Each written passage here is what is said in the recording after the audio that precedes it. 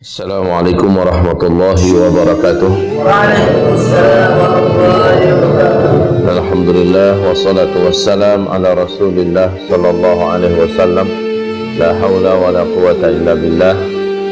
Rabbi syrah li sadri wa yassir li amri wa hlul 'uqdatam min lisani yafqahu qawli.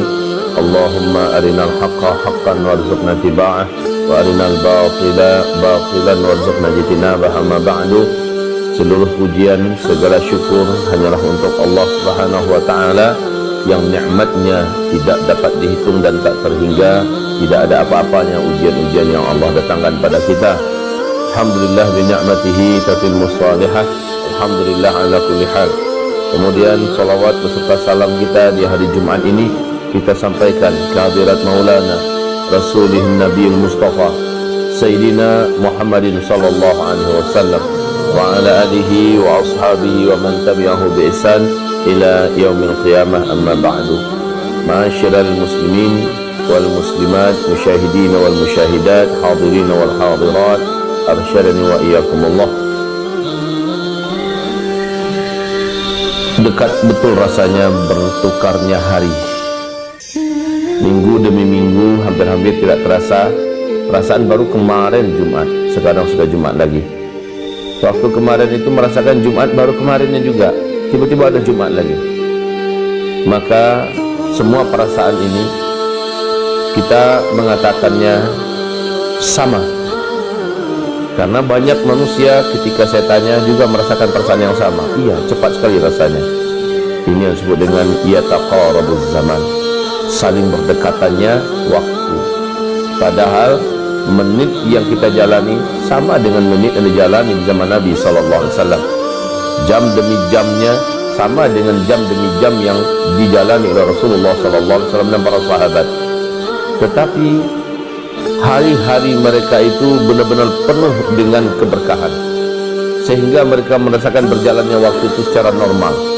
Sementara hari-hari yang dijalani pada masa ini tidak terasa ada lagi keberkahannya, sehingga waktu itu begitu rapat dan sangat dekat.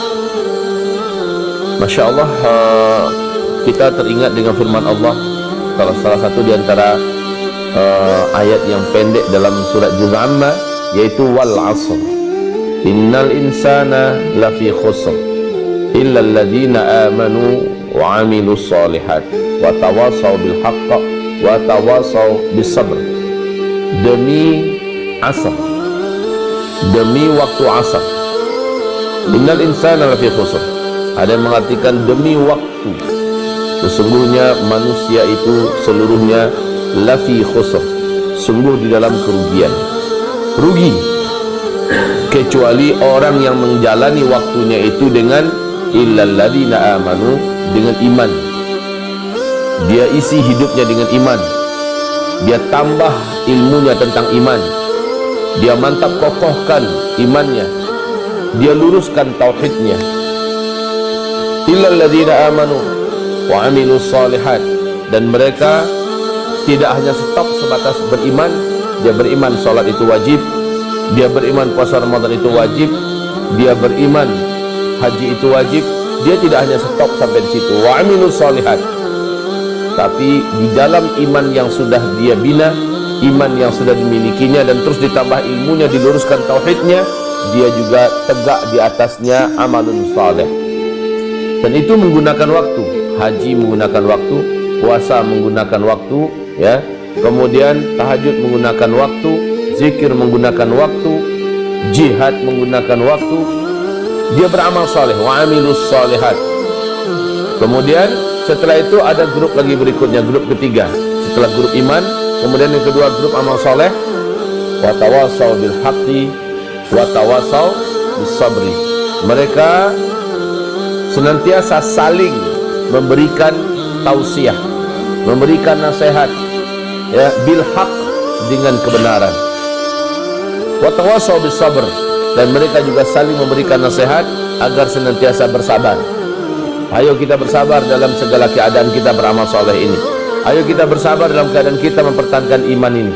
Iman yang mudah tergerus, iman yang mudah hanyut, iman yang mudah hapus, iman yang mudah luntur dan futur, iman yang mudah hilang dan lepas di akhir zaman ini.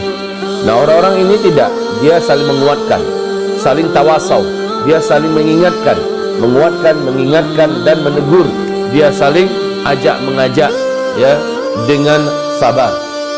Dengan sabar maksudnya apa?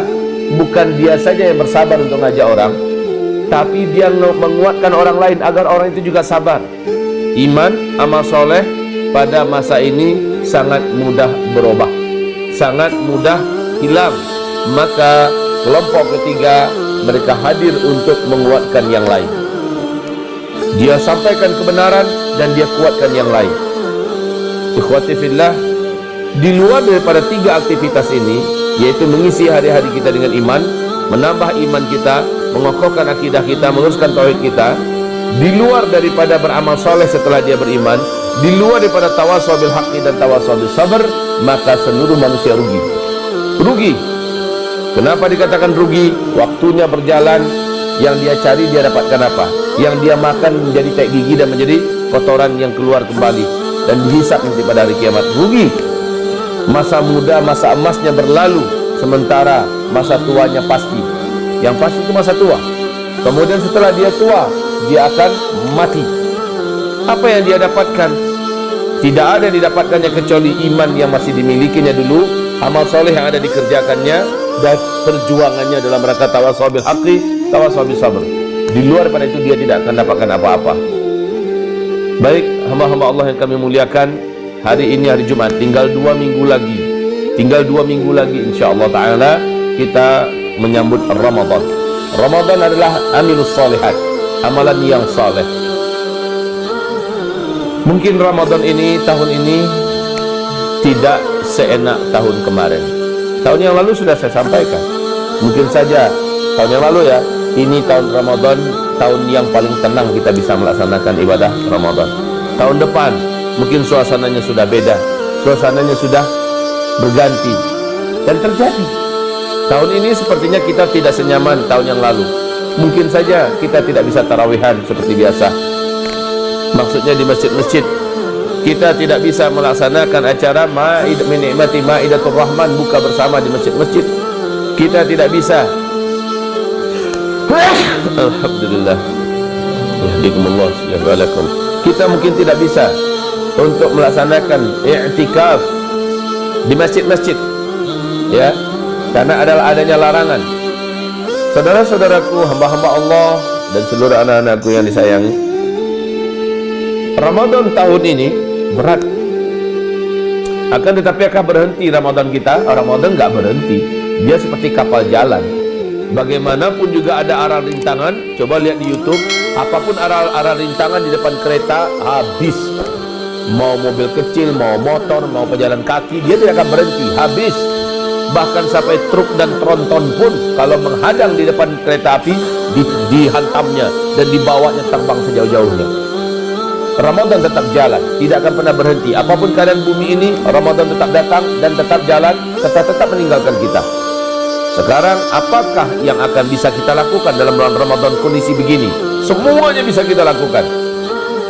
Apabila kita terhalang gara-gara corona ini, maka kita jangan mengatakan corona telah merubah Ramadan saya. Tidak. Ramadan tetap Ramadan yang sama, ya. Kemudian hari-harinya berjalan sama. Cara kita mengisi Ramadan harusnya juga tetap sama. Bedanya mungkin kalau memang kita dilarang untuk ke masjid, mungkin itu saja terhalang. Tapi kita bisa mengisi hari-hari kita, dipadati Ramadan kita. Kita yang di rumah, inilah mungkin Ramadan terakhir kita yang bisa dikerjakan bersama keluarga secara full, dari pagi sampai pagi, dari pagi sampai pagi, dari pagi sampai pagi, sampai Idul Fitri, ya.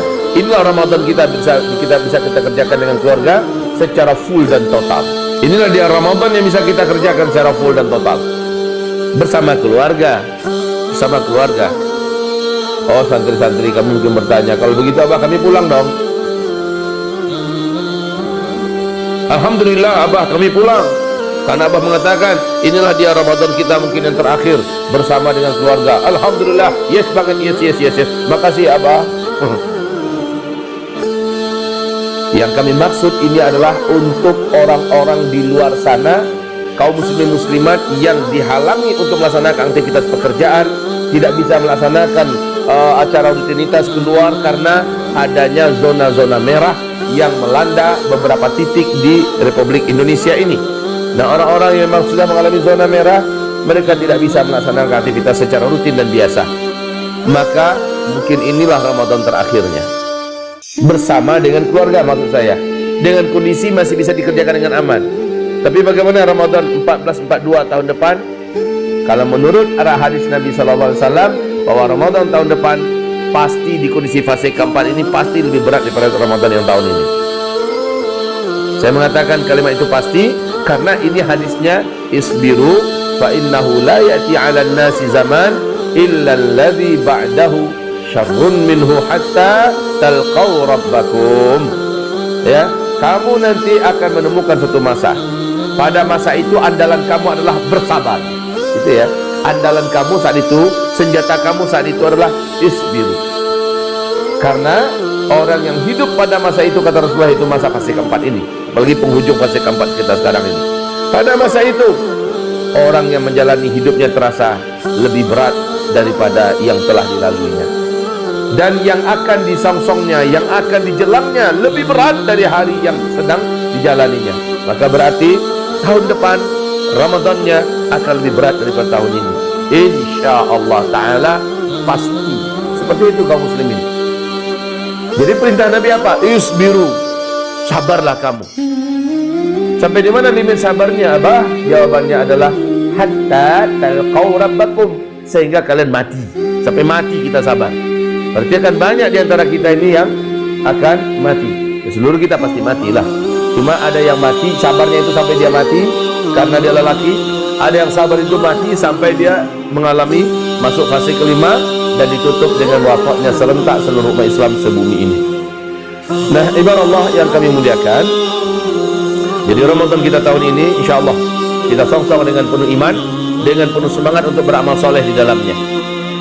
Apa-apa yang biasa kita kerjakan berjamaah di masjid, mulai dari sholat 5 waktu sampai kepada buka puasa bersama, sampai kepada tarawih, sampai kepada tahajud bersama, sampai kepada program-program ceramah, kajian-kajian, qiyamul lail dan muhasabah serta iktikaf, seluruhnya bisa dikerjakan di rumah bila daerah itu adalah daerah zona merah, ya.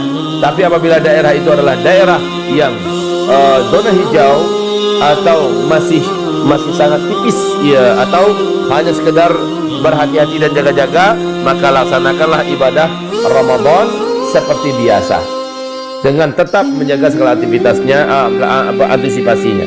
Saudara-saudaraku, hamba-hamba Allah yang kami muliakan, sesuai dengan fatwa Majelis Ulama Indonesia yang memberikan arahan seperti itu, dan kita meniatkan bahwa bulan Ramadan adalah bulan Quran, maka kita azam bulan Ramadan besok ini kita bisa khatamkan Al-Quran sebanyak mungkin. Bila sahabat bisa mengkhatamkan dalam 3 hari 3 malam, ayo kita coba lakukan. Kan kita lagi lockdown, ya. Ngapain kita? 3 hari ini putus insyaallah. Bahkan para hafizul Quran bisa mereka menyelesaikan hafalan Quran mereka, membacanya 1 hari bisa 1 kali khatam, 1 hari 1 kali khatam, 1 hari 1 kali khatam Al-Quranul Karim, ya. Maka 30 hari 30 kali khatam. Sesungguhnya senjata terkuat di alam semesta ini tidak ada yang bisa menandingi Al-Quran, senjata terkuat. Maka corona tewas oleh Al-Quran, corona tunduk di depan Al-Quran, seluruhnya selesai oleh Al-Quran. Makanya kita tidak perlu gagap, tidak perlu lebay, tidak perlu memble hanya dengan corona. Kita selesaikan mereka dengan Al-Quran. Ajak keluarga kita membahana Al-Quran di rumah tangga kita, membahana Al-Quran di dalam rumah tangga kita selama bulan Ramadan. Berlomba, pacu, semangatkan anak-anak kita, beri mereka motivasi yang bisa menyelesaikan Al-Quran 10 kali dalam bulan Ramadan, 1 sepeda umpama, ya. Yang bisa selesaikan Al-Quran 30 kali dalam bulan Ramadan, 1 sepeda motor umpama. Masya Allah ini. Yang bisa selesaikan Al-Quran 30 juz, ya, 30 kali dalam bulan Ramadan, insya Allah diberikan suami. Kan hebat itu. Jadi ini adalah hadiah-hadiah yang sangat memotivasi dan keren di akhir zaman ini. Okey, nanti kalau seandainya kita nggak bisa itikaf di masjid, kita itikafnya di rumah. Kita itikafnya di rumah. Loh, bisakah Abah? Kenapa tidak? Kita itikafnya nanti di rumah, tapi nggak di kamar. Kita di ruangan sholah kita, di ruangan tamu kita, ya. Kita gantikan di sana suasananya. 24 jam kita di situ. Buat tenda di ruang tamu kita. Kalau memang ruang tamunya besar, ya. Ya, kalau nggak bisa, karena kita nggak punya ruang tamu, di atap rumah dibuat. Itu aja nih. Intinya, buatlah itikaf itu suasananya hidup walaupun kita hanya di rumah karena kita terhalang ke masjid. Tapi kalau ada tempat yang aman dan jika ada keluarga kita bisa itikaf kita di sana, pergilah ke sana. Demikian saja, semoga sedikit tausiah di pagi hari ini menambah motivasi kita.